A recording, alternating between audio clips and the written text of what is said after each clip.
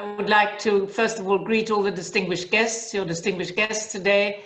Naturally, Archbishop Katja, the new nuncio in New York. I wish you well in your very, very important mission, and I hope we will have the chance to work together as well. I also wish to greet my colleague, Paul, whom I have not yet met, in spite of the fact that we are working closely together already. But across the Atlantic, we seem to manage, although we cannot travel for the moment, but I hope we will be able to soon. Marwan, wonderful to see you.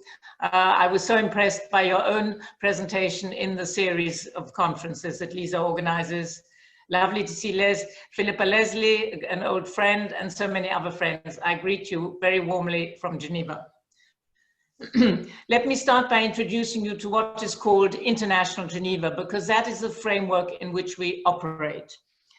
And it is a unique platform for the Order of Malta to engage actively in international affairs.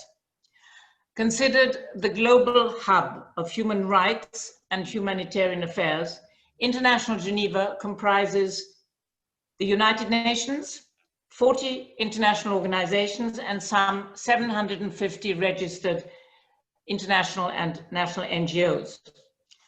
Bringing together thousands of delegations, it is the biggest center for multilateral diplomacy and one of the foremost centers of global governance in the world. The main organizations with which the Order cooperates in the field around the world have their headquarters here. And this is foremost, of course, the humanitarian field. We develop relations with international and intergovernmental humanitarian organizations to inform them about the Order's worldwide activities and to define possible fields of cooperation. In this sense, in this context, our work focuses, of course, on the United Nations itself, the United Nations High Commissioner for Refugees.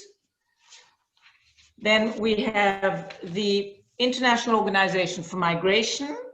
The Order signed a cooperation agreement with IOM in 2007, and we cooperate in the areas of medical, social, and emergency assistance to persons involved in migration. Then the very important and much in the limelight at the moment, World Health Organization. The Order has a long-standing cooperation with WHO, and Malteser International is a partner of the Global Health Cluster. The United Nations Office for the Coordination of Humanitarian Affairs is particularly important to follow in for developments during crisis situations. Then we have the United Nations Human Rights Council, which it takes up a lot of our time because there are enormous amount of meetings and sessions. And although it is also somewhat politicized, we focus on thematic issues that are of interest to the Order. For example, freedom of religion or belief, extreme poverty, trafficking in persons, right to water and sanitation, right to health and food, rights of persons with disabilities, of migrants, refugees and IDPs, and of older persons.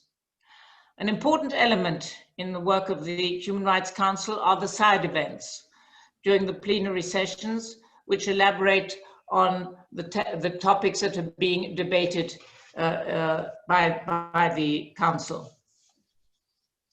Now, in all this, it's very important to engage in cooperation with other permanent missions and institutions.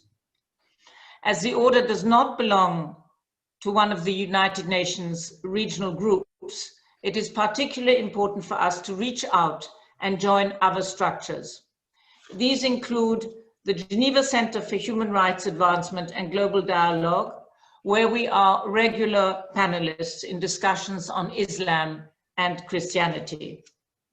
We have also joined the informal working group of permanent observers, which includes the European Union, the African Union, the Organization of Islamic Cooperation, the League of Arab States, and the Council of Europe.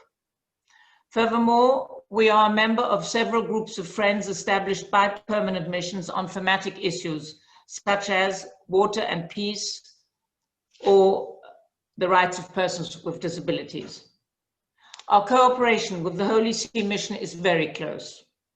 We co-founded with the former Nuncio, Archbishop and now Cardinal Silvano Tomasi, the Caritas in Veritate Foundation. Its aim is to make the positions of the Catholic Church more understandable and visible, thus increasing their impact on the elaboration of international culture and law. This brings me to the religious and interreligious aspect of our activities. We are witnessing the gaining of strength and visibility of faith and religious actors. Today, it is generally recognized that they are a crucial part of the international humanitarian architecture. They are often trusted first responders and long-term community partners in crisis situations. Cooperation in the humanitarian field between religion-based organizations is an essential element to peace building and reconciliation efforts, such as, for example, the Order of Malta's close cooperation in Lebanon with different Christian and Islamic communities, or our reconstruction projects in Iraq with Kurdish partners.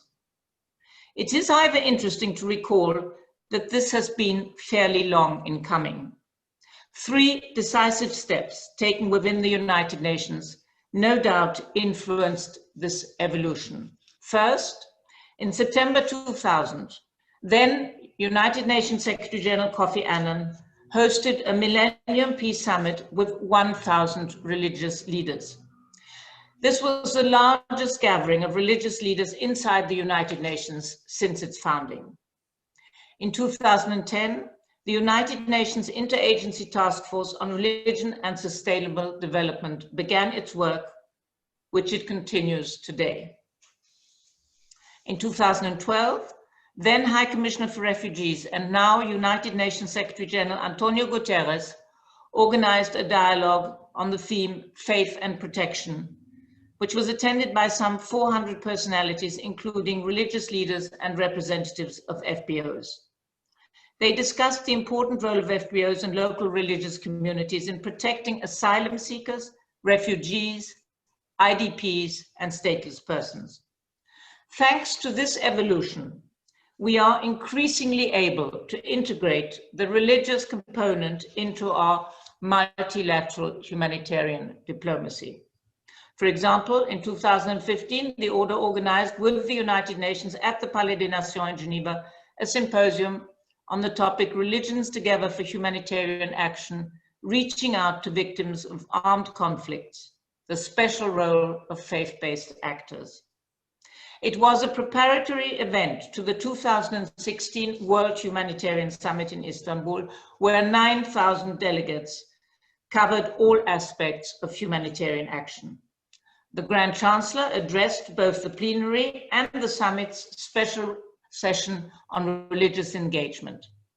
Its outcome was the adoption of the Charter for Faith-Based Humanitarian Action.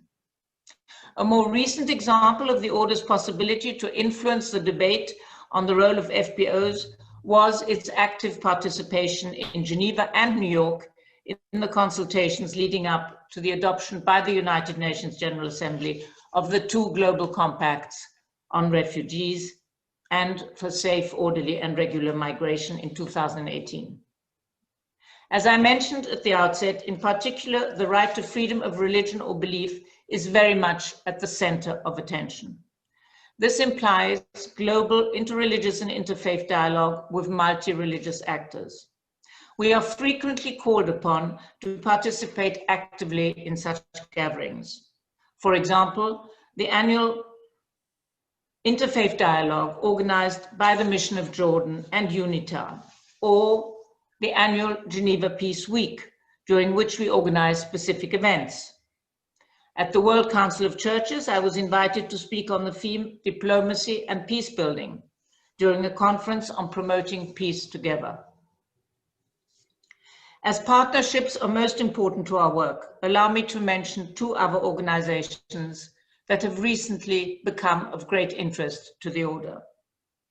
First, the International Religious Freedom or Belief Alliance, launched in February of this year, by the United States Secretary of State Mike Pompeo and 26 other member states. The Alliance strives to promote freedom of religion or belief for all.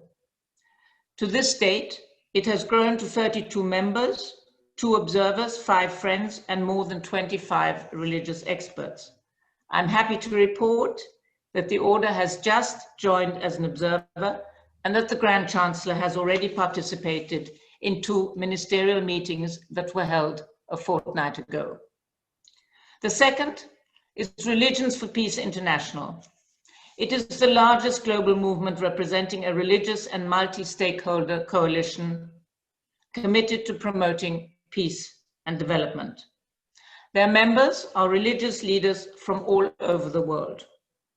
I was invited to join Religions for Peace as one of their many honorary presidents, which enables me to participate in their numerous activities. I would just also, in concluding, like to mention that, of course, communication is an important aspect of our work. Apart from the mission's website, we cover all our events on social media. We are often called upon to write articles, to make speeches, and we are about to open our own YouTube channel. And I would also like to say in concluding that all this can only be done with a very dedicated team. And there I would like to say that my 2 deputies, Professor Michel Beutet, who is also the Order's ambassador to combat human trafficking, and Jean-François Camer, a former Swiss ambassador, are of great assistance and are fully motivated and engaged along my side, together with our young attaches and interns. So I am most grateful to all those who help in keeping our mission on the top of the work, which is sometimes very important and very sort of takes up a lot of time. And I'm also most grateful that we are able to serve the Order. It's an honor and a privilege to serve the Order in its diplomatic service. Thank you very much, Lisa, and thank you for your attention.